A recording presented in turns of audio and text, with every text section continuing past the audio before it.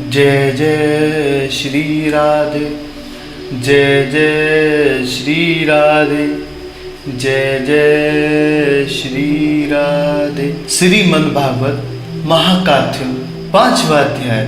धंधुकारी को प्रेत योनि की प्राप्ति और उससे दान। सूत जी कहते हैं, शोक जी, पिता के जाने पर एक दिन धंधुकारी ने अपने माता को बहुत पीटा और कहा, यथा धन कहाँ रखा है, नहीं तो अभी तेरी लुआठी से खबर लूंगा। उसकी इस धमकी से डरकर और पुत्र के उपद्रव से दुखी होकर वह रात्रि के समय कुएं में जा गिरी और इससे उसकी मृत्यु हो गई। योगनिष्ठ योग कर्म जी तीर्थ यात्रा के लिए निकल गए। उन्होंने इस घटनाओं से कोई सुख या दुख नहीं होता, क्योंकि उनका न कोई मित्र था न कोई शत्रु। धंधुकारी 5 वेश्याओं के साथ घर में रहने लगा। उनके लिए भोग सामग्री जुटाने की चिंता में उसकी युद्ध नष्ट कर दी और वहाँ नाना प्रकार के अत्यंत कर्म धर्म करने लगा। एक दिन उन उल्टाओं ने बहुत से गहने मांगे। वह तो काम से अंधा हो रहा था। मौकमी उसे कभी याद नहीं आती, बस उसे जुटाने के लिए वह घर से निकल पड़ा। वह जहाँ तहाँ से बहुत सा धन चुराकर घर लौटकर आया और उन्होंने यह कुसुम वस्त्र और आभूषण लाकर दिए। चोरी का बहुत सा माल देखकर रात्रि के समय उन्होंने विचार किया, यह नित्य ही चोरी करता है, इसलिए इसे किसी दिन अवश्य राजा पकड़ लेगा। राजा यह सारा धन छोड़कर इसे चे हो प्राण दंड देगा। जब एक दिन इसे मारना ही है, तब हम धन की रक्षा के लिए गुप्त रूप से इसको क्यों नहीं मार डालें। इसे मारकर हम इसका माल लेकर कहीं चले जाएंगे। ऐसा निश्चय कर उन्होंने सोए हुए धनुधारी को ऋषियों से कस दिया और उसके गले में फांसी लगाकर उसे मारने का प्रयास किया। इससे जब वह जल्द नहीं मरा तो उन्होंने बड़ी चिंता हुई। तब उन्होंने उसे मुख पर बहुत से दहकते हुए अंगारे डाले। इससे वह अग्नि की लपेट में बहुत छटपटाकर मर गया। उन्होंने उसके शरीर को एक गड्ढे में दाबकर गाड़ दिया। सच है कि स्त्रियां प्राय बहुत दुस्साहसी होती है। उनके इस किसी को पता न चला। लोगों के पूछने पर कह देते थे कि हमारे प्रिय में पैसे के लोभ से अब की बार कहीं दूर चले गए, कई वर्षों के अंदर लौट आएंगे। बुद्धिमान पुत्रों को दुष्टा स्त्रियों की कभी विश्वास नहीं करना चाहिए। जो मूर्ख इनका विश्वास करता है उसे दुख होना पड़ता है। इनकी वाणी तो अमृत के समान कर्मियों से हृदय में रस का साक्षात करती है, किंतु हृदय छुरे की धारणा के समान तीर्थरक्षण होता है। भला इन स्त्रियों का कौन सा प्यार है। वे कुटलाए धुंधकारी सारी संपत्ति समेटकर वहां से चपट हो गई। उनके ऐसे न जाने कितने पति थे और धुंधकारी अपने कुकर्म के कारण भयंकर प्रेत हुआ। वह वट रूप में सर्वत्र 10 दिशाओं में भटकता रहा था तथा शीत घाम से सामान्य और भूख प्यास व्याकुल होने के कारण हाँ देव हाँ चिल्ला रहा था, परंतु उसे कहीं भी कोई आश्रय न मिला। कुछ काल बीतने पर गोकर्ण भी लोगों की मुख धंधकारी की मृत्यु का समाचार सुना। तब उसे अनाथ समझकर उन्होंने उसका गया जी के शास्त्र किया और भी जहाँ जहाँ से वे जाते थे उसका श्राद्ध अवश्य करते थे। इस प्रकार घूमते घूमते गोकर्ण जी अपने नगर में आए। रात के समय दूसरों की दृष्टि से बचकर सीधे अपने घर के आंगन में सोने के लिए पहुंचे। वहां अपने भाई को सोया देख आधी रात के समय धुंधकारी को अपना बड़ा विकट रूप दिखा। वह कभी बेड़ा, कभी हाथी, कभी भैंस, कभी इंद्र और कभी अग्नि का रूप धारण करता। अंत में वह मनुष्य के आकार में प्रकट हुआ। ये विपरीत अवस्थाएं देखकर गोकर्ण निश्चय किया कि यह कोई दुष्कृता को प्राप्त हुआ जीव है। जब उन्होंने उसे धैर्यपूर्वक पूछा, गोकर्ण ने कहा, तुम कौन हो? रात्रि के समय ऐसे भयंकर रूप क्यों दिखा रहा है? तेरी यह दशा कैसे हुई? हमें बता तो सही। तू प्रेत है, पिशाच है अथवा कोई राक्षस है? सूत जी कहते हैं। गोकर्ण इस प्रकार पूछने पर वह बार बार जोर जोर से रोने लगा उसने बोला कि उसमें बोलने की शक्ति नहीं थी, इसलिए कि उसे केवल संकेत मात्र उसे अभिमंत्रित करके उस पर छिड़कता, जिससे उसको पापों का कुछ समन हुआ। वह इस प्रकार कहने लगा।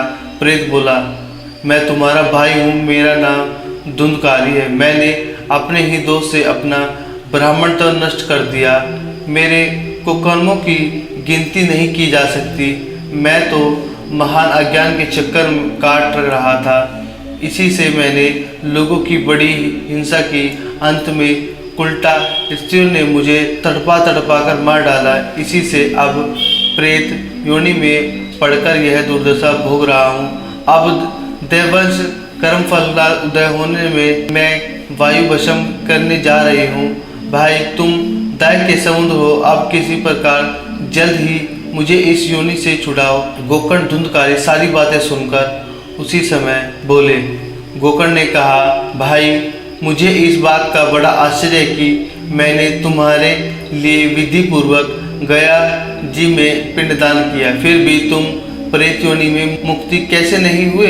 यदि गया सर्द में भी तुम्हारी मुक्ति नहीं हुई, तब इसका और कोई उपाय ही नहीं। अच्छा, तुम सब बात खोलकर मुझे कहो, अब क्या करना चाहिए? प्रेत ने कहा, मेरी मुक्ति सैकड़ों गया श्रद्धालुओं के करने से भी नहीं हो सकती।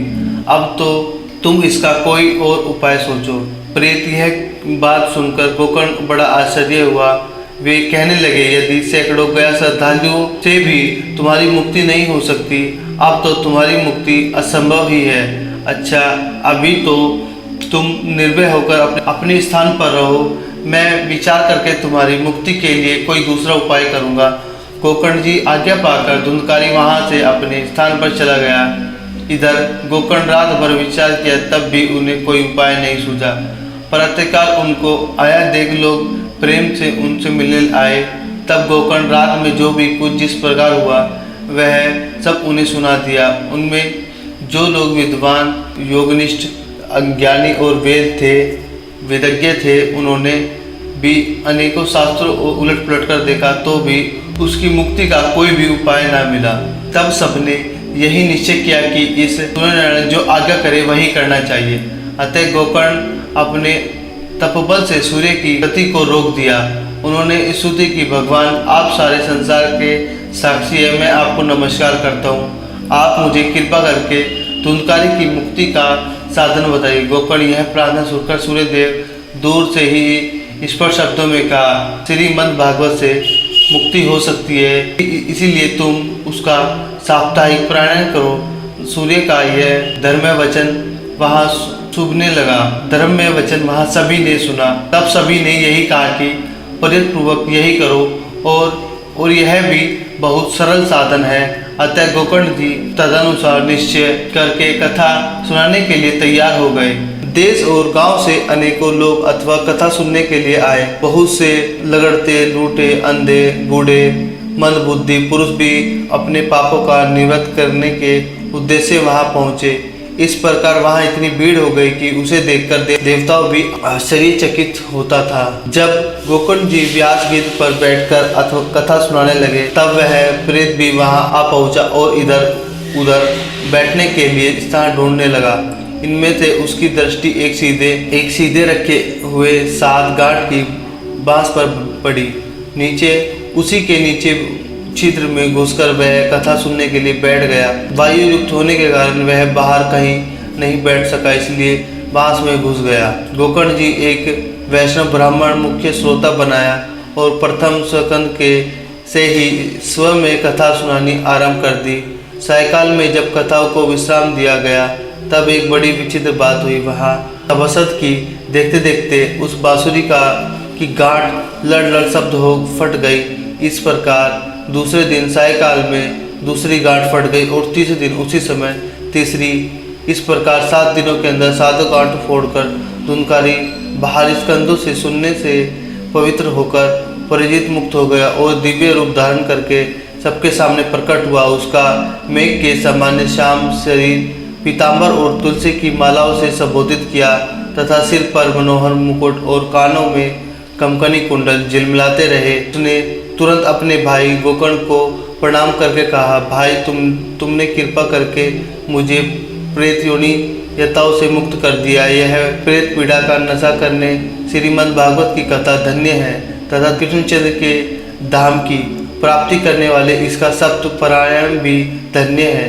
यह सलाह श्रवण योग्य लगता है तब जब सब पाप धरा उठते हैं कि अब यह भागवत कथा जल्द ही हमारा अंत कर देगी, जिससे प्राय आग गीली सूखी छोटी बड़ी सब तरह की लड़कियों को जला डालती है। उसी प्रकार यह सप्ताह श्रवण मन वचन और कर्म द्वारा किए हुए नए पुराने छोटे बड़े सभी प्रकार के पापों को भस्म कर देता है। विद्वानों ने देवताओं की सभा में कहा कि जो लोग इस भारतवर्ष में श्रीमद् भागवत कथा नहीं सुनते उसका जन्म वंश ही भला मोहमाया लालन पालन करके यदि इस अत्यंत शरीर की हष्ट पुष्ट और बलवान भी बन गया तो मन भागवत कथा सुनने वाले इसी क्या लाभ हुआ। अस्थियों की इस शरीर में असाध्य नर नाड़ी ऋषियों के यह बधा हुआ कपट से इस प्रकार मांस और मुक्ति थोपर इसी चर्म से मर दिया। इससे प्रत्येक अंड से दुर्ग आती है, क्योंकि जो यह मलमूत्र अवंड की व्यवस्था और शोक के कारण यह परिणाम में दुखमय ही रोगों की तो घर ही ठहरा। यह निरंतर किसी न किसी कामनाओं से पीड़ित रहता है, कभी इसकी तृप्ति नहीं होती। इससे धारण किए रहना भी एक भार ही है। इससे रोग में दोष भरे हुए हैं और नष्ट इनमें से एक क्षण भी नहीं लगता। अंत में यदि इसे गाड़ दिया जाता तो इसमें कीड़े बन जाते, कोई पशु खा जाता तो कोई विष तो यह विषय हो जाता और अग्नि में जला दिया जाता तो भस्म की ढेरी हो जाती। ये तीनों ही इसकी गलतियां बढ़ जाती। इससे स्थित शरीर से मनुष्य अविनाशी फल देने वाला काम क्यों नहीं बना लेता। अतः जो प्रातःकाल पकाया जाता है वह सायकाल बिगड़ जाता है। फिर उसके रस से पुष्ट हुए शरीर की नित्य कैसे इस लोक में सप्ताह श्रवण करने के भगवान की शीघ्र ही प्राप्ति हो सकती है। अतः सब प्रकार के दोष की निवृत्ति के लिए एकमात्र ही साधन है। जो लोग भगवान की कथा से विष्ट है वे जल में विद्भुत और जीवों में मगरमच्छों की समान केवल मरने के बाद ही पैदा होते हैं। भला इसे प्रभाव में से जड़ और सुख गांठ की पास की गांठ फट जाती है। यह मन भागवत कथा का श्रवण करने चिंतन गांठों खुल जाना कौन सी बड़ी बात है। साप्ताहिक श्रवण करने से मनुष्य के हृदय की गांठ खुल जाती है, उसके समस्त संशय छिन्न भिन्न हो जाते हैं और सारे कर्म क्षीण हो जाते हैं। यह मन भागवत धारण तीर्थों संसार के कीचड़ को धोने में बड़ा ही पुष्ट विद्वान का कथन है कि जब यह हृदय में स्थित हो जाता है तब मनुष्य की मुक्त निश्चय की समझनी चाहिए।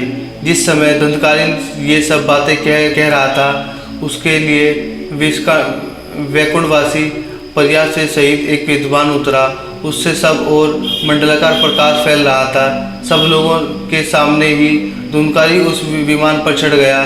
तब उस विमान आए हुए पुरस्कारों को देखकर उनमें गोकर्णी यह बात कह रही। गोकर्ण से पूछा, भगवान के प्रिय पार्षदों, यहाँ तो हमारे अनेक श्रद्धा हृदय स्रोत है, उन सबके लिए आप लोग एक साथ बहुत से विमान क्यों नहीं लाए।